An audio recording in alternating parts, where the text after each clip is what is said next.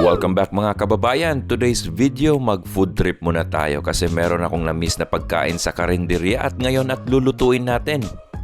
At meron nga po akong pork belly, pork bones, merong kamatis, luya, sibuyas at saka siling espada. Tsaka meron din tayong patatas dito.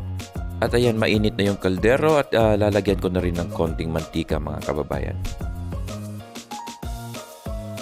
At saktong mainit na yung mantika mga kababayan. So inuna ko na nilagay yung luya, kamatis, sibuyas. Ayan, at igigisa po natin to. Ayan, napakainit pala.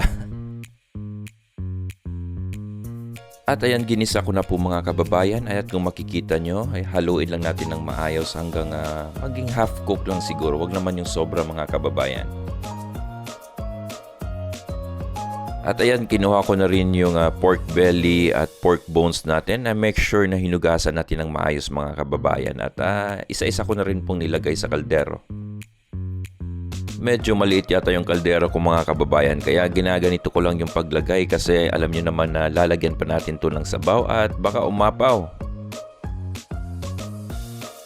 At sinimulan ko na pong timplahan mga kababayan at ayan, inuna ko yung asin. So ang gamit ko yung sea salt na asin. Yan po. Tinatansya ko lang po yan mga kababayan kasi hindi po ako sanay doon sa mga mini-measure. At ayan, nilalagyan ko na rin ng durog na paminta. At nilagyan ko na rin ng garlic granules. Ayan po. Kung wala naman kayo, kung ano lang yung makikita nyo sa kusina na garlic natin, pwedeng-pwede na yun mga kababayan. At ayan, sinimulan ko na pong ihalo. Siguraduhin lang po natin na mahalo natin ng maayos para ma-absorb ng meat yung mga seasonings na nilagay natin mga kababayan. At ayan na po yung itsura ng pinaghalo-halo nating baboy na pork bones at may mga seasoning. Ayan po. By the way, cowboy lang po itong pagluluto ko mga kababayan. Hindi po tayo expert. Pagkatapos, tatakpan ko muna para pakuluin. At habang pinapakuluan po muna natin yung mga kababayan, pumunta po ako sa rep para kunin tong gulay na binili ko rin. So bumili lang ako mga 6 na pirasong pak choy. At kasi masarap to pag meron mga pak choy o yung pechay sa atin mga kababayan. At napaka-fresh po niyan mga kababayan. At ayan, sinimulan ko na pong hiwain. So nasa inyo lang po kung anong klaseng hiwa yung gagawin nyo. Sa akin, very cowboy lang po yung mga style na pagluluto ko mga kababayan. Kasi hindi po tayo professional or expert dito. Pagkatapos, diretso ko na rin pong hinugasan mga kababayan. At make sure hugasan natin ng maayos. Kasi nung tinignan ko kanina, meron pang mga buhangin or lupa doon sa mga dahon niya mga kababayan. So at least alam natin na malinis yung mga pagkain na hinahanda natin. At ilalagay ko muna dito sa mesa mga kababayan kasi while waiting sa pagpapakulo.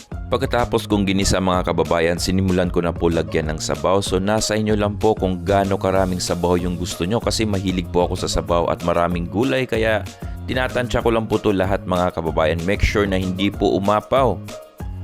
Pagkakulo nito mga kababayan, inuna ko na rin yung patatas kasi wala tayong gabi so patatas lang yung una kong ilalagay. At nilagay ko na rin yung 3 pirasong sili espada so hindi ko na rin dinamihan mga kababayan kasi yung anak ko hindi mahilig sa maanghang. So katamtaman lang yung timpla na gagawin natin.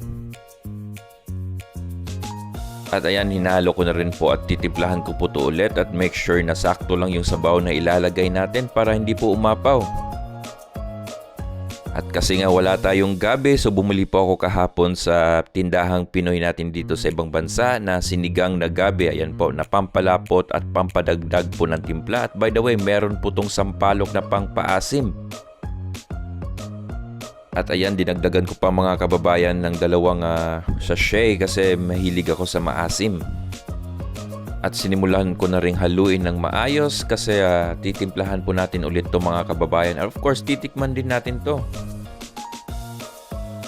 After 30 to 40 minutes na pagpapakulo natin mga kababayan, ayan, sinunod ko na rin po yung pak choy. At kung makikita nyo, napakaraming pak choy na hinanda ko kasi mahilig po ako sa gulay.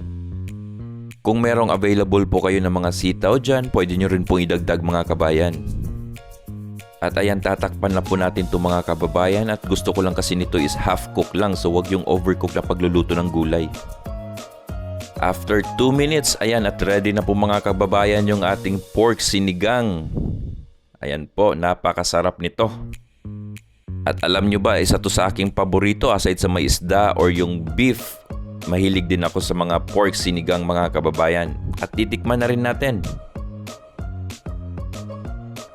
Ayan, delisyoso mga amigos. So hanggang dito na lang yung video natin. Please like, share, and subscribe na rin. At mag-comment naman kung sinong gusto magpa-shoutout.